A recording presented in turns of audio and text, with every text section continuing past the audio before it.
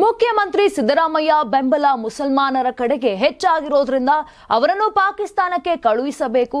ಕರ್ನಾಟಕವನ್ನ Italy ಸರ್ಕಾರ, ತಾಲಿಬಾನ್ ಸರ್ಕಾರ, ಮುಲ್ಲಾ ಸರ್ಕಾರ ಆಗಲು ಬಿಡಲ್ಲ ಅಂತ ವಿಧಾನಸಭಾ ವಿಪಕ್ಷ ನಾಯಕ ಆರ್ ಅಶೋಕ್ ಅವರು ಬುಧವಾರ ಗುಡುಗಿದ್ದಾರೆ. ರಾಜ್ಯ ಸರ್ಕಾರ ಧರ್ಮಸ್ಥಳ ಮತ್ತು ಚಾಮುಂಡೇಶ್ವರಿ ದೇಗುಲಕ್ಕೆ ಕಳಂಕ ತರಲು ಯತ್ನ ಮಾಡ್ತಿದೆ. ಇದೀಗ ಗಣೇಶ ಉತ್ಸವದ ವೇಳೆ ದಾಳಿ ನಡೆಸಿದವರನ್ನ ರಕ್ಷಣೆ ಮಾಡಲು ಹೊರಟಿದೆ. ಮುಸ್ಲಿಮರ ಓಲೈಸುತ್ತಿರುವ ಮುಸಲ್ಮಾನರಿಗೆ ಹೆಚ್ಚು ಬೆಂಬಲ ನೀಡುತ್ತಿರುವ ಸಿದ್ದರಾಮಯ್ಯ ಅವರನ್ನ ಪಾಕಿಸ್ತಾನಕ್ಕೆ ಕಳುಹಿಸಬೇಕೆಂತ ಆರ್ ಅಶೋಕ್ ಹೇಳಿದ್ದಾರೆ. 10, 15, 20 ಕೆಜಿ ಅಲ್ಲ 55 ಕೆಜಿ ಸಣ್ಣ ಆಗಿದ್ದಾರೆ.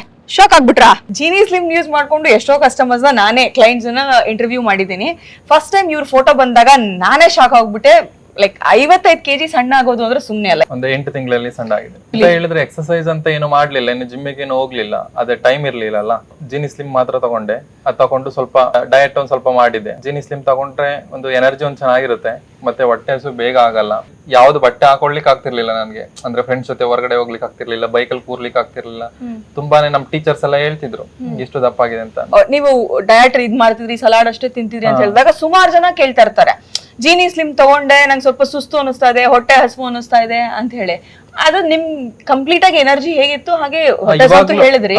ಇವಾಗ್ಲೂ ಆತರನೇ ಎನರ್ಜಿ ಇದೆ, ಏನ್ ಆತರ ಫೀಲ್ ಆಗ್ತಿಲ್ಲ. ಇಲ್ಲ ಅಂತ ಹೇಳಿದ್ರೆ ನಾನು ಜೀನಿ ಸ್ಲಿಮ್ ಸ್ಟಾಪ್ ಮಾಡ್ತಿದ್ದೆ, ಇಲ್ಲಿ ತಗೋತಿರ್ಲಿಲ್ಲ.